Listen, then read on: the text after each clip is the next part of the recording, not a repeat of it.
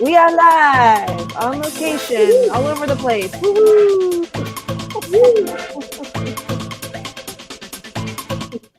All right. Here we are on our Tuesday once again. Yay. So welcome to our live. Today we are going over mastering your eating plan and bounce back strategies for when you slip. Now we all tend to do this once in a while. For those of you who don't know me, my name is Cheryl and I have lost 49 pounds of menopause, belly weight, and all over the place, but lots of belly weight. And I'm on a health journey, and with that comes topics and things that come up that we discuss. And I'll let Sandy introduce herself. Hi, and you lost a lot of inches too. Lots of inches. Yeah. Hi, I'm Sandy. How's it going? I'm on my own health journey. I've been health and wellness for over 10 years. And I also had menopause, belly fat, thighs, that kind of stuff. And lost all that, 26 inches and 19 pounds in 28 days. So, yeah, certain topics come up, and we like to help people so they can, go through, overcome their challenges, and hopefully we give you valuable information. And yeah, this topic is it happens with all of us. So I think it's a really good topic tonight. And thanks for being with us. Yes, exactly. So when we're just going to go over, I'm going to bring some talking points up so we can go over that. Just going to change the screen here a bit. There we go. So that feeling when a cheat meal turns into a cheat week. Uh-oh. So yeah, I have been there. So Yep. when you go on vacation, like I just came back from, this is kind of what it turned into. So great topic, especially when you are like, okay, now I need to like fix what I just did. Yeah, get back on track, right? Get back on track. So mastering your eating plan, bounce back strategies for when you slip. Mm-hmm. So there's the why, what, and then how. So why did you fall off the wagon in the first place? So we're going to go over 3 common reasons for falling off your eating plan. Number 1, emotional triggers. Oh, this is a huge one, actually. Stress, boredom, sadness, and even happiness can lead to an emotional eating and straying away from your plan. Yeah. That's a Yeah. big one. Yeah, I know that when I'm trying, I if I know I'm going to get bored, I'll make sure I go to the gym because then I'm busy and then I won't be staring at food. Exactly right. Yeah. Doing Yeah. something you enjoy, right? Yeah. Yeah, exactly. So another reason is social pressure. So social gatherings, celebrations, peer influence can often lead to indulging in unhealthy foods. So, you do when you go on holidays and you don't have your typical foods, you're around other people and you're like, oh yeah, I'll just have this and that. And on occasion it's fine, but when it becomes too much or more frequent, then it can be kind of a problem. And then you will, like, one slip up doesn't mean like just you need to take that into account, but it's when the social gathering is a week long gathering and then all of a sudden you like the dog is the beginning of the video, like you became a whole Mm-hmm. week. Right. Yeah. Yes. And lack of preparation is a huge. Not having healthy options readily available can result in reaching for convenient but less nutritious choices. And sometimes that's harder too if you're not the person doing the cooking. Someone else is doing the cooking and stuff like that. But yeah, the being had lack of preparation is a huge one. If you're Mm-hmm. on holidays, I'm talking about, right? Yeah. Yeah. Yeah. Yeah, exactly. And so what happens when you do eat off your plan? So I wanted to find out the biological aspect of that, because what is it that once you start, you feel like, oh, I want more of that. Like, what's going on? So hence why this question came up. So there is a biological aspect of why individuals might continue to eat unhealthy foods once they start. So it's referred to a pleasure trap. So this concept is rooted in the brain's reward system and interplay between certain foods and neurotransmitters. So there is a reason. Mm. Okay, what happens when you go off your plan? Well, number one, when you consume certain foods that are high in sugar, salt, or unhealthy fats, your brain's reward center is activated, leading to a release of neurotransmitter called dopamine, right? Dopamine is often associated with feelings of pleasure and reward. Foods that are hot, rich in these unhealthy components can trigger a surge of dopamine, creating a sense of pleasure and satisfaction. Mm-hmm. Mm, right? Yeah, That yeah, darn dopamine. yeah. That darn dopamine, like the Yeah. chocolate, you might as well just call it dopamine, Oh, yeah. No kidding. right? Yeah. And then with that, so you have cravings and habit formation. So once your brain experiences this dopamine release to these unhealthy foods, so it can lead to the formation of cravings and habits. So now you see that food, and you're like, oh, that food gives me pleasure. I want to have that food. So there goes the chocolate peanut butter cup. Oh, we laugh because we actually made them. So now, so and this is my nemesis. So I see it. I know. Oh, I really like that, and now I crave it because I can see it. Right? I see Mm. it. I know. Oh, I like that. It's gonna make me happy at least while I'm eating it. But afterwards, I might not be. But it's like this. It's like a circle, right? Yeah. So you crave it. You seek out those or other unhealthy options. Right. Yeah. And three, reinforcement loop. Ooh, it's a loop. Uh-oh.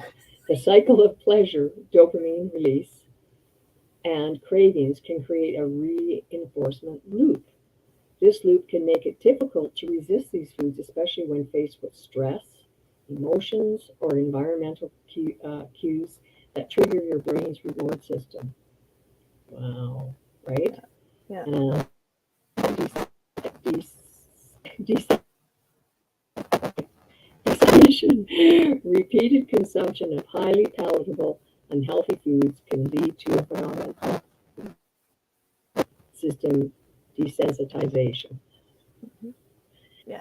So the Wow. more, yeah, because so you Yeah, become more tolerant, and so you don't get the pleasure as much. So then you want to eat more, right? So exactly. this is the whole loop. This is the whole loop. So it's not your Right. fault.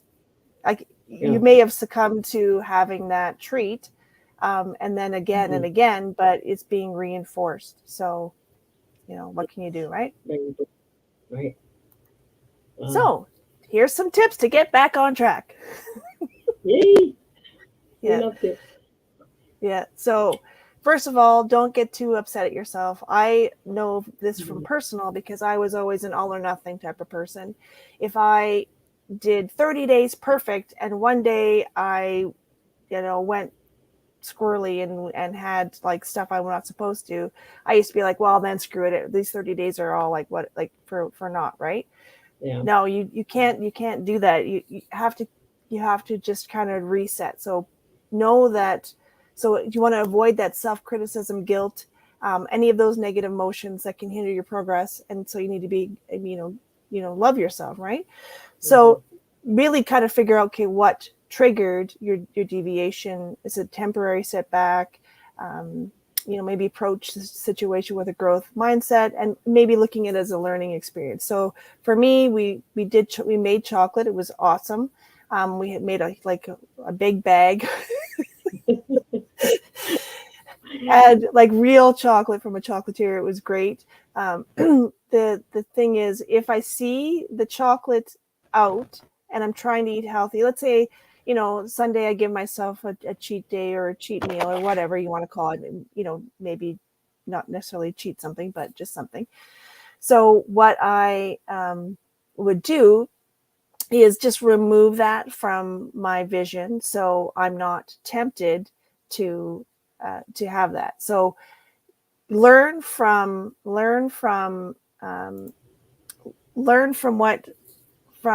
kind of triggered you in the first place, and then move on forward. Yeah, and that's really important because usually there is a trigger. I mean, when you initially start, there's a trigger, and I mean, this has happened to me where I sat there and I thought, okay, I'm craving this. What was I thinking about before I was started craving this? And that's where you usually find, um, oh, I was um, worried about this or that, or I'm stressed because, oh, I forgot to do this. So there's something that triggered that. And once you are aware of it, you'll understand how to avoid that because you'll know what your triggers are, right? Yeah, exactly. So yeah, use it as a learning experience. Yeah. So eat small, attainable. Eat. I got eat on my mind. But food on my mind. Eat. No. Set small, attainable goals. Rather than overwhelming yourself with the idea of immediately reverting to a strict diet, set small, achievable goals. Start by incorporating one healthy habit at a time. For instance, commit to drinking more water throughout the day or adding an extra serving of vegetables to your meals. These gradual changes will make the transition back to your eating plan a lot smoother and more sustainable. That's a Right. good tip, right? Yeah. Oh yeah. I totally agree. Like back on eating plans. So for me, I did not have chocolate today. So You're out of the loop. there's a win. But just having the more water, because when I was on holidays, I know I didn't consume enough water. Partly because I'm driving, I don't want to pee every like 45 minutes or whatever. But regardless of whatever the reason is, just I started incorporating that water back in and holding off on my breakfast and going back to my plan. So and not everything at once. I know there's some fast days, but I'm not doing that right now. I'm just focusing on my time window and having my water and staying away from chocolate. Yeah, good for you. And celebrate those wins too, right? Yeah. Yeah. Oh yes, the plan and prep ahead. Ooh. To Mm-hmm. overcome lack of preparation that often leads to off-plan eating, prioritize meal planning and preparation. So important. Dedicate some time each week to plan your meals and snacks, whether it's Sunday night or whatever, or Sunday during the day.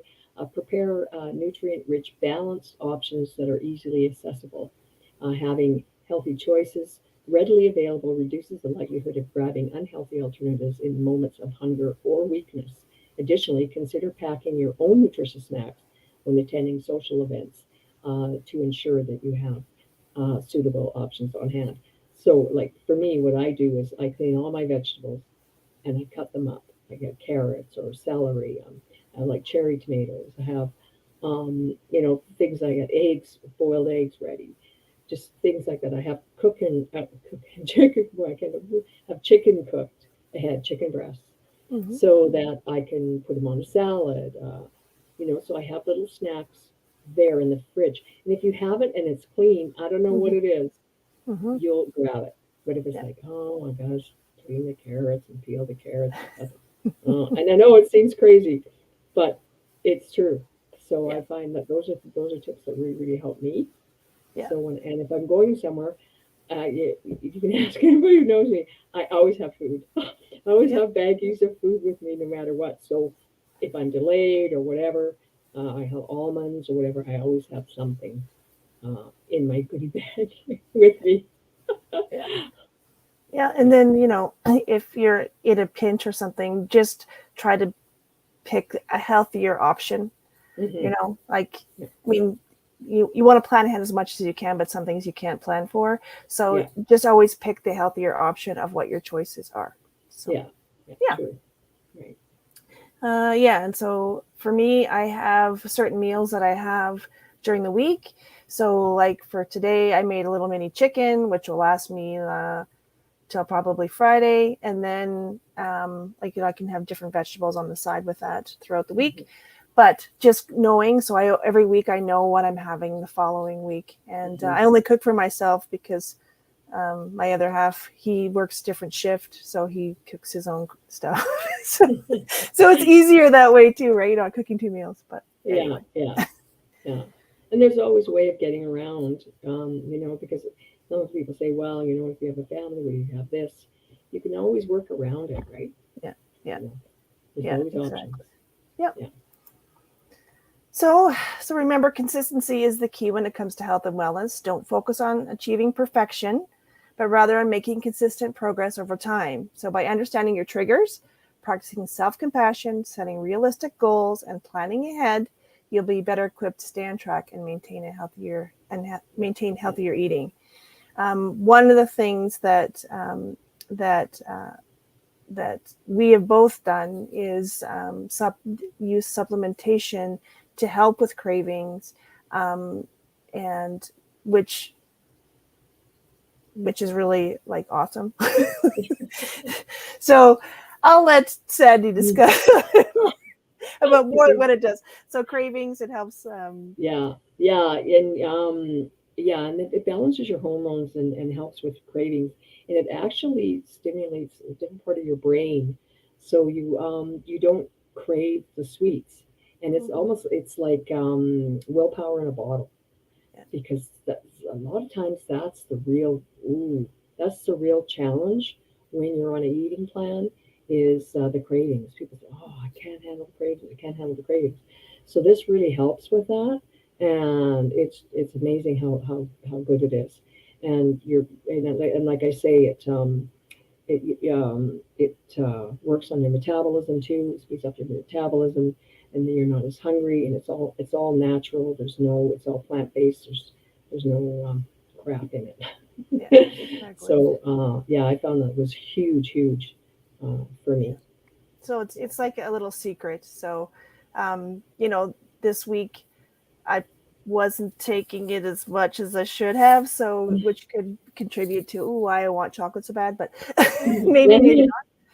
But I definitely noticed, when I wasn't like the few days I wasn't taking it, that I felt like I needed to have that chocolate a little bit more. So Hmm. Hmm. Yeah, so yeah, yeah. So now I'm back yeah. on my plan, having Hmm. my willpower in a bottle, and Yes, yeah. I feel like better today. I didn't have chocolate, so that's good. Yeah, so those skinny drops. Yeah.